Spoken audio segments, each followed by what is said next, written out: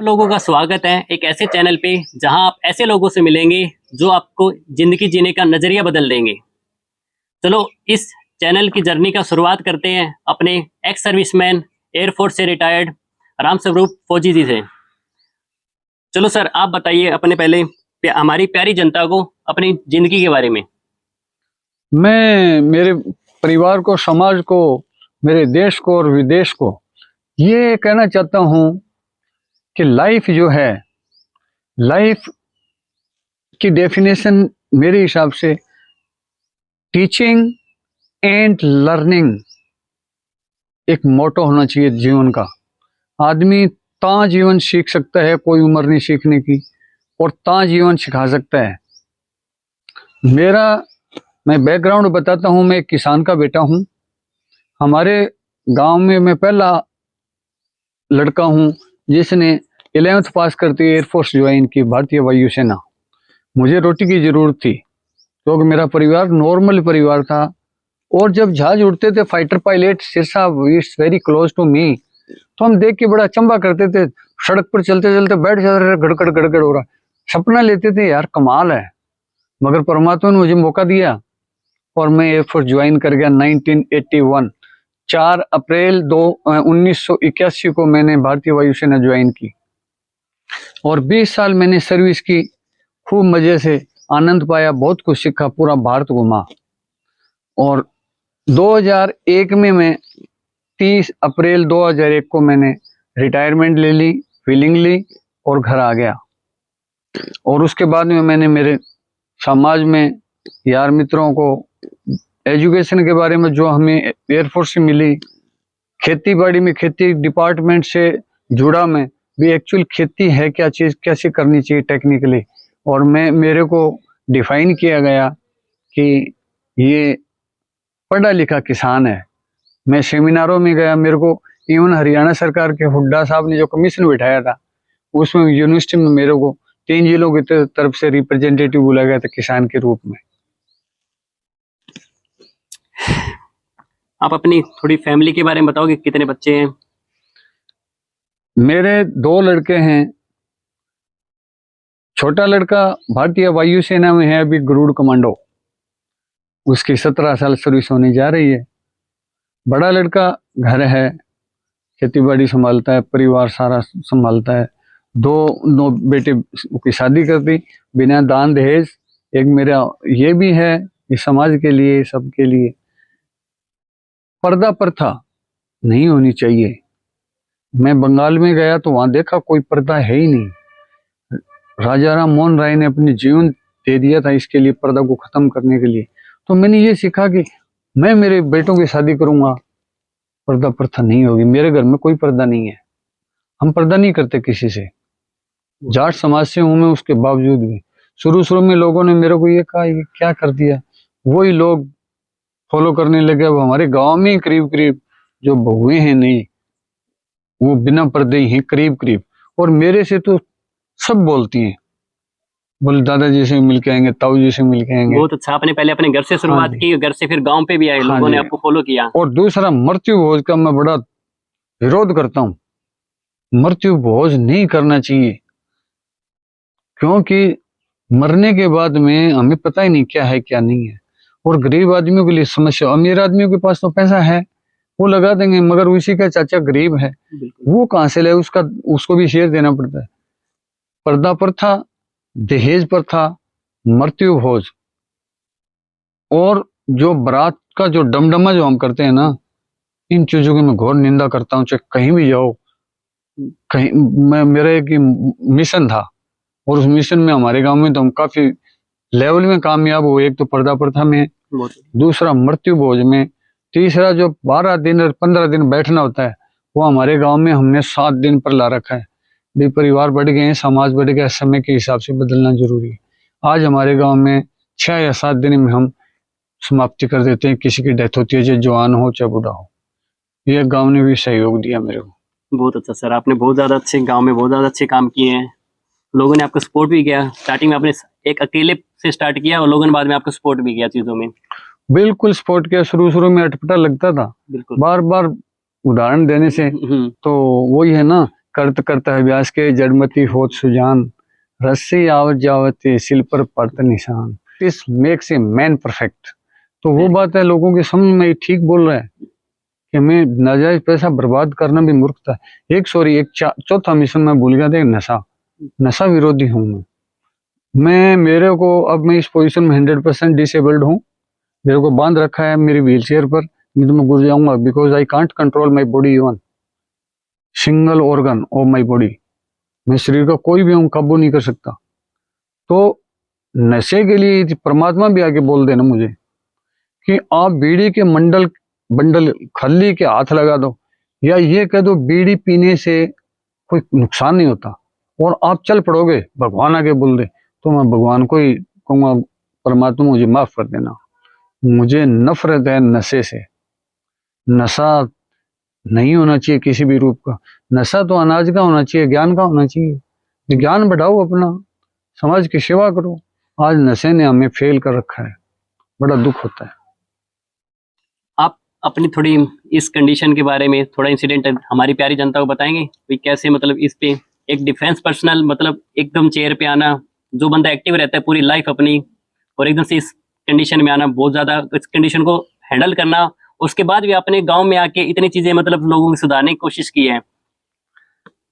3 मई 2017 को ठीक दोपहर 2:10 पर मैं मेरे घर आ रहा था और बाइक पर था। मेरे पीछे कार थी, वो कार वाले ने मेरे को डैश कर दिया। स्ट्रेट ओपन रोड था, चौड़ा रोड। उसको नींद आई, नशे में था वो तो भगवान जाने, और स्पीडिंग तो थी उसकी। और मेरा C5C6 गर्दन से फ्रैक्चर हो गया और मैं पैरालाइज हो गया। मेरे को नीचे का पता नहीं था, एक पैर की एडी खत्म हो गई। फिर मेरे का ट्रीटमेंट हुआ दिल्ली में, क्योंकि मेरे मित्र थे भारतीय वायुसेना से रिटायर्ड, वेद प्रकाश शिवाच, गांव भदौड़, जिला हिसार। उसको फोन किया, उसने स्टेट वे बोला ट्रीटमेंट यहाँ होगा, और मेरे को वहाँ शिफ्ट किया और मेरा बहुत बढ़िया सर्जरी हुई। डॉक्टर बी महापात्रा, हम उनका शुक्रिया करते हैं कि आज मैं बोल रहा हूँ, उनकी वजह से मेरी स्पाइनल इंजरी का ट्रीटमेंट हुआ, सर्जरी हुई, और आज मैं काम कुछ नहीं कर सकता, खा भी नहीं सकता हूँ, पी भी नहीं सकता हूँ, पकड़ कोई चीज नहीं सकता, मगर मैं इस व्हील चेयर से थोड़ा बहुत घूम लेता हूँ।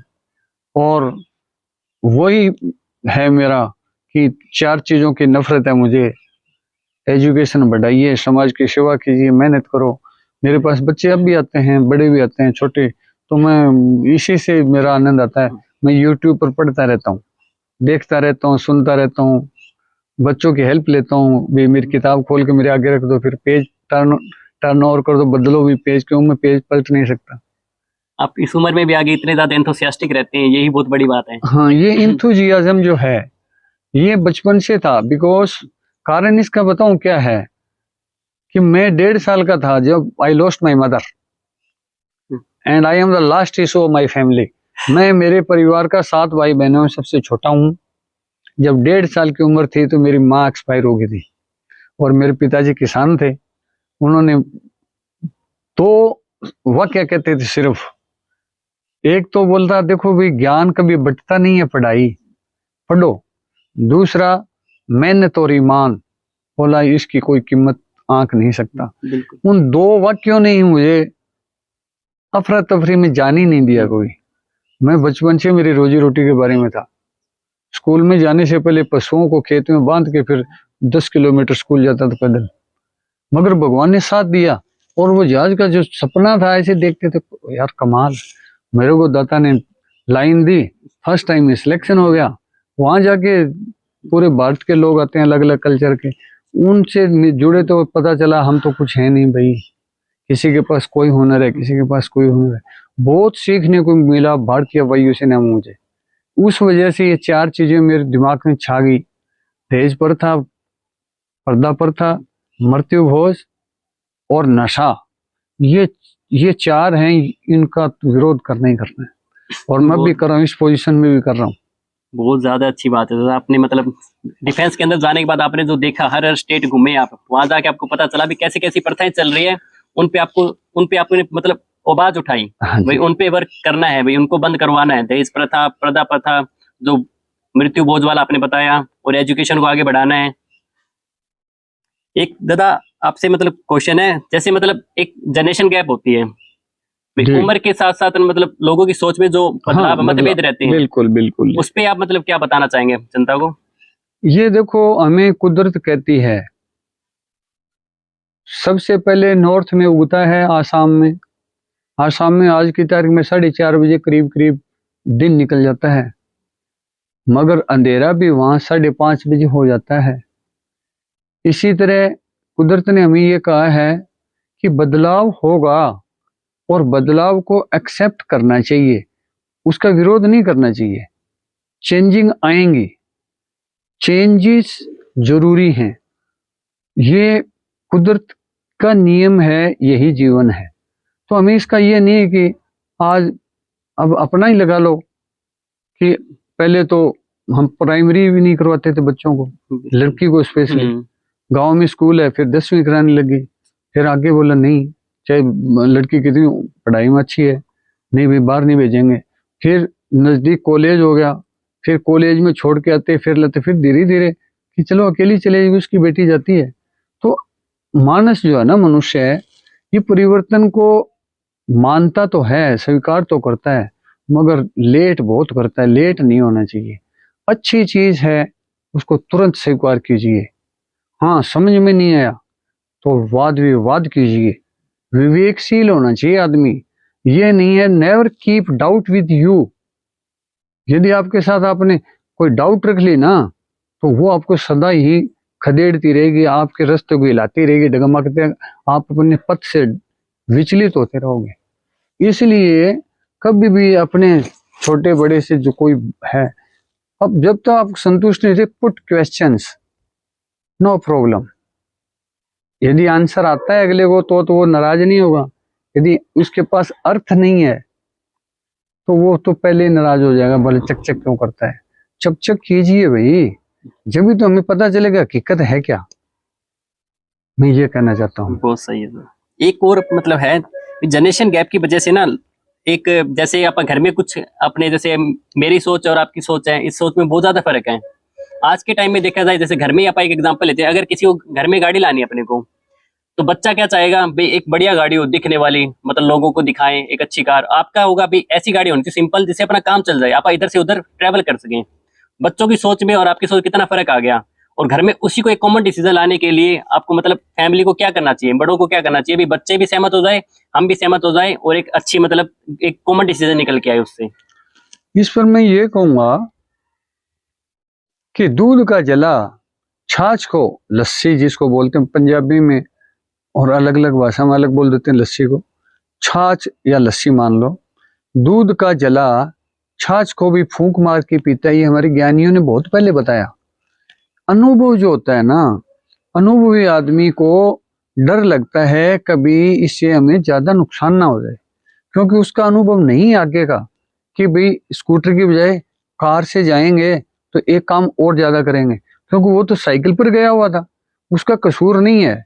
वो उस समय ने उसको बहुत दुख दिया हुआ है, इसलिए उसको भय रहता है यार कभी इसी तरह गड्ढे में ये ना गिर जाए कभी। इसलिए बच्चों को वो बोलते हैं एक दूसरा, slow and steady wins the race.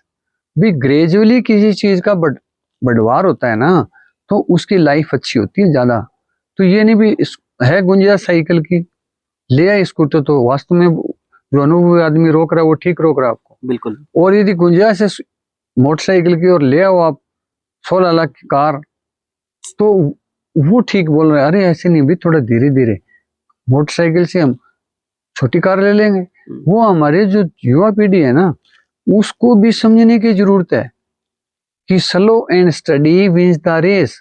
Gradually कोई चीज चलती है ना, उसकी लाइफ ज्यादा होती है, मजबूत होती है। वो पौधा एकदम जो बढ़ता है वो टूटता बहुत जल्दी है, मगर जो पौधा धीरे धीरे बढ़ता है उसका फल भी मीठा होता है, स्थायी होता है। जैसे कछुए की, खरगोश की वो कहानी छोटे छोटे बच्चों को सिखाई जाती है, वो सेम बात है। और बुजुर्गों की गलती ये है जो मैंने बताया, दूध का जला छाछ को फूंक मार के पीता है, उसका कसूर नहीं है, उसने देखा है कि ऐसा करने से ऐसा हो जाता है। एक बच्चा, 2 बच्चे स्कूल जाते हैं, एक बच्चा बड़ा सिंपल है, जो पहनाया वो स्कूल के हिसाब से सस्ता वर्दी का कलर वलर मिला के चला गया। दूसरा बच्चा थोड़ा टिप टॉप रहता है, तो वो टिप टॉप वाले ने लॉटरी वालों के पास बस स्टैंड पर आवाज लगाते हैं, सुना यार ये तो बहुत जल्दी करोड़पति बना देते हैं। उसने अपनी की स्कूल फीस से लॉटरी खरीदना शुरू कर दिया। वो तो फेल हो गया, क्योंकि एग्जाम कैसे देगा, स्कूल में फीस ही नहीं भरी बिल्कुल करोड़पति बनने के लिए। मगर जो सीधा साधा था ना, वो जाता था, वो आज बहुत बड़ा डॉक्टर है, इंजीनियर है, कामयाब किसान है, चाहे वो मजदूर क्यों ना है। कहने का मतलब तो slow and steady means the race. इसलिए बुजुर्ग बोलते हैं कि भाई परिवर्तन तो जरूरी है, मगर रैपिड परिवर्तन है ना, जो बहुत तीव्र गति से एकदम होता है, वो भी ठीक नहीं है। वो भी ठीक नहीं। आपके बहुत ज्यादा अच्छे विचार है दादाजी। एक है मतलब हर एक की जिंदगी में कुछ ना कुछ रिग्रेट्स रहते हैं। तो what are the regrets of your life? कुछ ना कुछ पश्चाताप रहे होंगे, भाई शायद मैं ये कर लेता तो आज मैं कहीं और होता, या मैंने ये गलत डिसीजन ले लिया तो उस टाइम पे, तो उसकी वजह से मेरी जिंदगी ही बदल गई। मेरा तो मैं ये कहूंगा कि ईमानदारी से कह रहा हूँ आपको, ये नहीं है कि भाई मैं ऐसे समाज के सामने बिना काम की बात नहीं कर। नहीं, मैं इस पोजीशन पर अब हूँ, मैं बेड पर ही पड़ा रहता हूँ। मेरे को बांध दिया, उठा के रख दिया तो मैं यहाँ आ गया, नहीं तो बेड पर रहता, करवट मेरी बदलता, अटेंडेंट मेरे 24 घंटा पास रहता है, क्योंकि नहीं तो मेरा शरीर गल जाएगा, बिल्कुल बेड शोर हो जाएंगे। अभी तक मेरा सब सेफ है, 5.5 साल के करीब हो जाएगी 5.5 साल लाइफ काटते हुए। धीरे धीरे ग्रेजुअली थोड़ा थोड़ा सुधार हो रहा है मेरा। तो मैं ये कहना चाहता हूँ कि भाई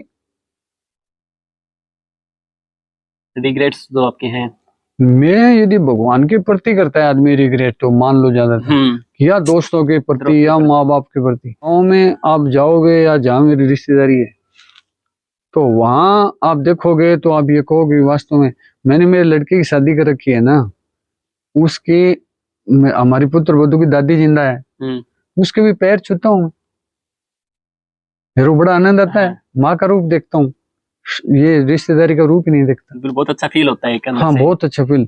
ये कमी रहेगी भी, दूसरों को देखते हैं कि यार माँ बहुत बड़ी चीज होती है। हकीकत में माँ सबसे बड़ा गुरु माँ होता है, सबसे बड़ा गुरु साथी जो कुछ भी आज कहो माँ होती है। मगर वो माँ के रूप एक्चुअल प्यार से वंचित रहा मैं, मगर मेरे को मेरे परिवार ने उस प्यार को कभी याद नहीं करने दिया।